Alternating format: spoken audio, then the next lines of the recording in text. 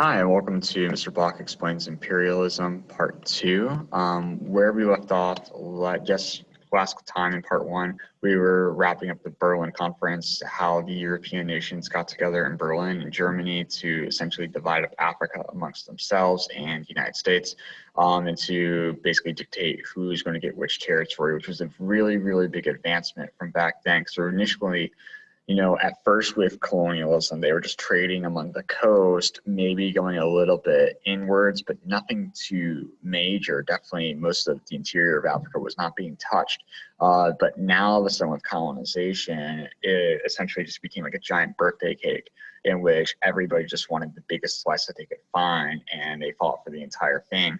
The only country that was able to stay independent was Ethiopia, because they successfully fought off the Italians from colonization and colonizing them. So we had that happen, and the main goal that they're trying to do is to get resources from these nations, because they realize Africa is super resource rich.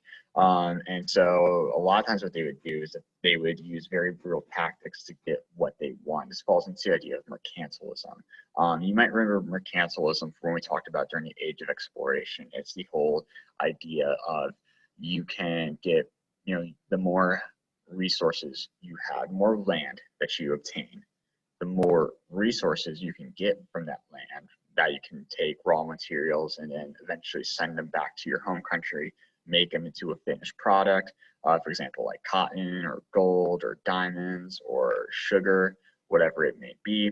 And then you can, with those finished products, you can sell it for more money, and the wealthier that your nation is, more power. So essentially, mercantilism, more land equals more resources, which equals more money, which equals more power for your country.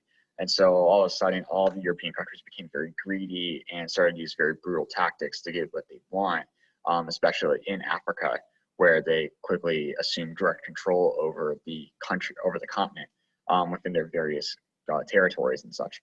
We saw this with the Congo, which again, we're going to see later this week. I talked about this more in part 1. But in order to make this happen, in order to justify imperialism, because this isn't something that looks very good from any perspective, but in order to be a nation like the US or Britain or France or Germany or Belgium, you got to justify imperialism to your home citizens. And so they came up with several ideas to make this happen. The first one was called social Darwinism. And social Darwinism was essentially saying it was buying off of Charles Darwin's idea that the strongest species will survive and be able to reproduce and pass down those traits, kind of like, essentially like how giraffes that are taller, keep passing on that taller of the neck trait to other giraffes who are able to get food down in the future. And so that way they can obtain food for themselves, where shorter giraffes have a hard time getting food. But social Darwinism is essentially saying, is applying that with a human perspective, saying that only the strongest will survive.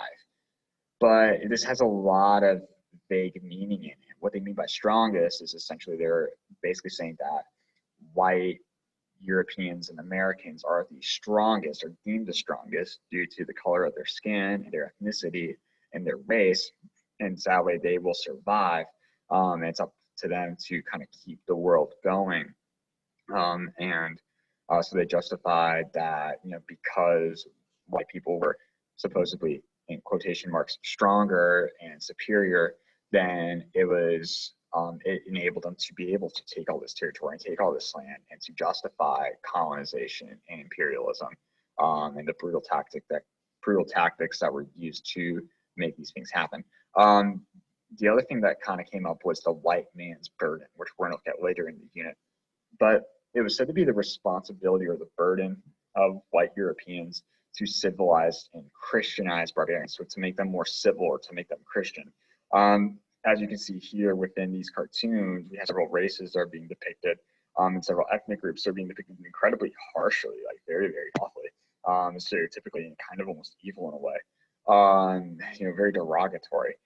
And so it was supposedly the burden of the white Europeans and Americans, because again of social Darwinism, because of the color of their skin, that it was their burden, responsibility to civilize these people who were called barbarians, these foreigners, these people in these lands that they came in and took from them. And so a lot of times they would spread Christianity within these, and they would try to install more European or American Western style like systems of government or English. That's why a lot of countries in Africa and some parts of Asia, English a lot of times or French sometimes is often a dominant language because of imperialism. And you see that happen quite a bit. Whether this is ethical or not, definitely not ethical, but we're going to talk about that more down the road. The idea of ethnocentrism and Eurocentrism. Ethnocentrism is saying that your ethnic group is the most important and you should only focus on that. Eurocentrism is basically saying that Europe is the biggest and best area, and because of that, then Europe should basically have control of the rest of the world. Not really thinking about other groups, not really looking at their perspectives, at their goals, at the things that they want to do, or seeing them as people. It's basically, well, if you're outside of Europe, you don't really belong to our group. Almost as like, you can't be our friend, so we're just going to utilize you as slaves. We're going to take your land and try to make you more European, but we see you as inferior anyways. And then there's xenophobia, and this is a word that you might see quite a bit now compared to ethnocentrism and Eurocentrism and social Darwinism. Xenophobia is the intense or irrational dislike of fear of people from other countries. And a lot of times we see this in the United States, I think quite a bit within, especially with minority immigrant groups, quite often. And so this became a very big thing, is that these nations like the United States, like Britain, like Germany, like France, they kind of created this intense dislike of people from other nations, saying, we don't want foreigners to be here. We don't want for, anybody who's not like us, quote unquote, to be in our nation. And so they basically made them look inferior and feel inferior. And that's made it easier to actually justify imperialism and to justify these things that they were doing. Next thing here is that let's look at the effects of imperialism. The biggest effect, number one, is that European countries became very wealthy due to trade. And this is all due to mercantilism, this whole idea again, that for the UK and France, because you're getting all these resources, you're able to take it back to your home country, produce it into a good, sell it. That's going to bring in a lot of money. And you have exclusive control out of a lot of these resources. So with that wealth, they're able to build up whatever they want: militaries, palaces, more factories, social, improving social conditions. European countries are just banking wealth and money all the time, but they're not leaving any for the countries that they're actually in. And imperialism was basically used until World War II, when we started to see the decolonization movements happen, which we'll talk about later down the year. Africa became very poor. They really suffered through this. They're definitely seen as the most inferior out of all of the groups that were colonized. Most of the resources were sent to other countries, and which kept Africa very poor due to mercantilism.